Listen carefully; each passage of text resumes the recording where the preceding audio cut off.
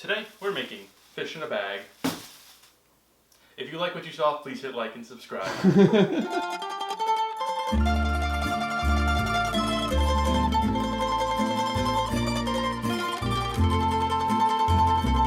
Hey everyone, welcome back to Chef Tyler's Croatian Kitchen. And like I said, today we're making fish in a bag. Not a plastic bag, but a paper bag. This technique is going to be very similar to the French technique en papillote, in which you cook a protein, typically fish, but you could do this with, say, lamb or chicken, inside of a paper bag. This is a fun technique to use if you don't have access to a grill, whether you live in an apartment like I do, or it is a cold and dark and damp and rainy November day, like today. That was a lot of adjectives. Adjectives are my least favorite parts of speech. We'll also be placing some aromatics into the bag with the fish. The benefit of this is that the flavors of the aromatics will infuse into the flesh of the fish, yielding a much more flavorful product. The exact aromatics that you use really will depend on the season. Because this is now November, we're just going to go very simple with some onions, garlic, lemon, and rosemary, as well as a splash of white wine, because who doesn't love some white wine? If you were doing this in the summer, you could also put maybe tomatoes, peppers, zucchini. Did I say tomatoes already? You can also put tomatoes in there if I haven't. If you're like in the spring, maybe spring onions, broccoli could be good.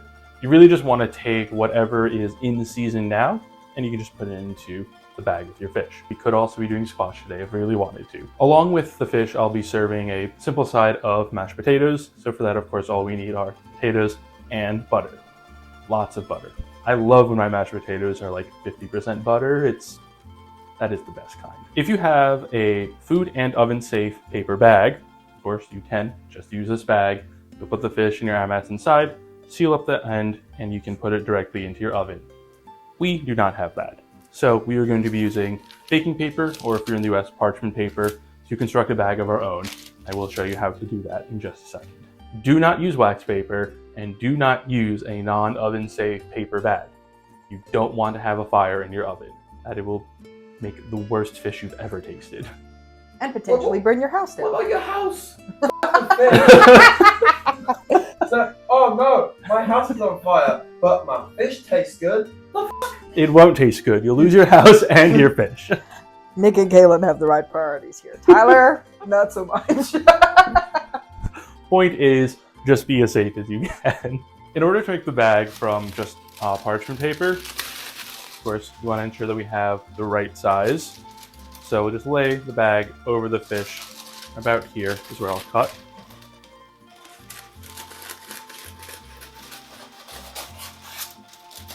We'll set that aside for later. So spread the paper out on your work surface, and we'll try to almost fold it into quarters. Just like so, one, and then it's okay if they're not even. Like such, you just want to have a little bit of overlap. That's going to help when we're sealing the bag. Before though, we'll just make a few more folds. You kind of want to make like an accordion here. Just go back and forth. Like this is where cooking meets arts and crafts. Such.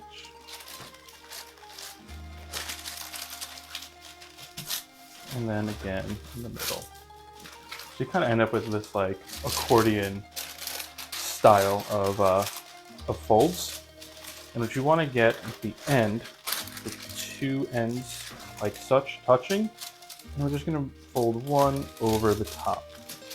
We're going to do this fold now because this is how we're going to seal the bag once it's ready. Unroll again and then go back, forth, just until we can fold the entirety of the bag back up into what should look like a thin sliver of paper. There's this bunch on one side together like this. We'll take a little bit of twine, cut down just as much as we need. We'll just tie the twine around the edge. Just get it as tight as you can so that it does not open and let out any steam. We'll just double knot this.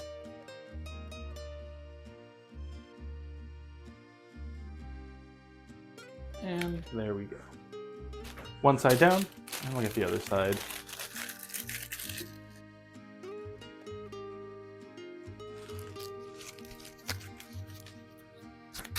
As such, And we have open up top part, put it out, and we have a little bag.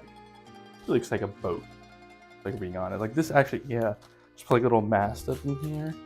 Goes, so we'll take some of these onions and we'll get them everywhere except the bag. We're gonna just really throw these down on the bottom, and then we're gonna place the fish on top of that.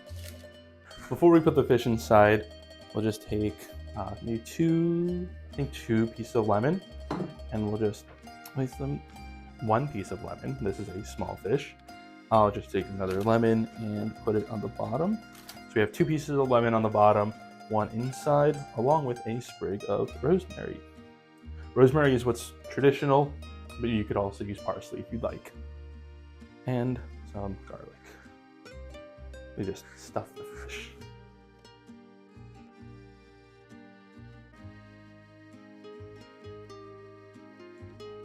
And just into the bag.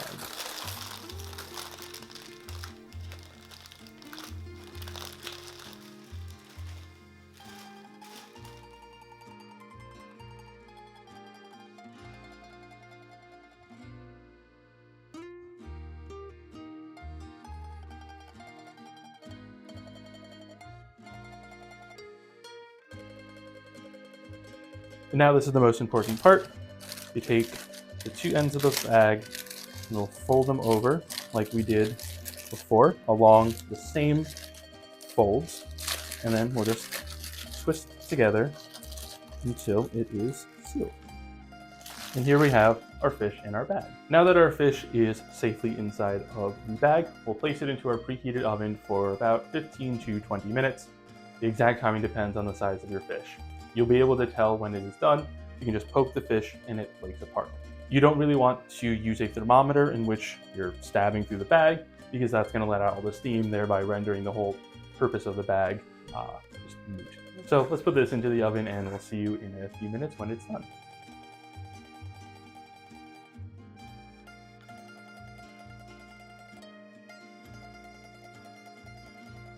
So for the mashed potatoes, pretty simple. We're just going to dice up the potatoes, trying to get as even of pieces as we can. Then we'll just add them directly into cold water or the floor. And then we'll place them on the stove, bring them up to a boil, and cook for 20 minutes. And then we'll just drain the potatoes.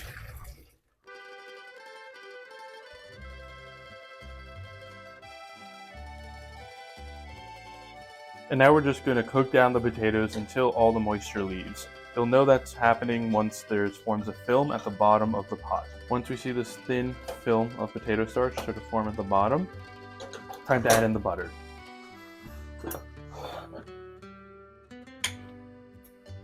I like to add in a lot of butter, but just be careful, especially at first, because you don't want to over butter your potatoes. And we'll just mix until all the butter is absorbed by the mash.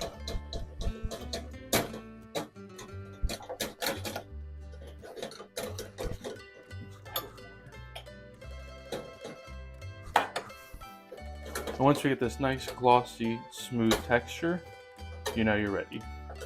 And then once it's ready, we'll just pull out of the oven and set right onto the table. The potatoes are done, we have them over here, and the fish has just been got out of the oven, so let's just open it up. And wow, does that look beautiful. There is a lot of liquid in here, so just gotta be a little careful. It's not gonna go everywhere. But we'll work a little quickly. We're just gonna quickly fillet the fish. The skin can just come right off. Right? The way that this was cooked, it's not exactly going to be the nicest tasting, so we'll just get the meat right off this bone side of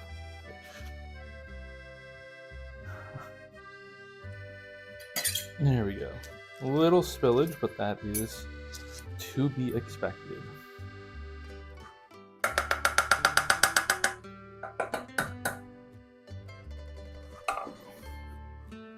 So here we have our Riba u Škartocu, or I guess at this point, I Škartoca.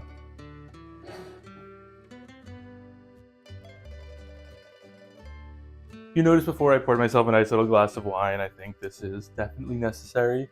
It is, of course, not the nicest looking dish, but it will be definitely tasty, so we'll give a little taste. Delicious. All the lemon and the rosemary and the garlic is just right there in the fish. It's cooked to perfection, like melts in your mouth, and you get all those flavors right there. This is amazing. Just a bit of the potatoes as well. Perfectly smooth. The butter is incorporated directly in with the potatoes. This is, like I said, my favorite way of making mashed potatoes. So here we had Riba or Škartocu. If you liked what you saw, please hit like and subscribe, and dobar tek.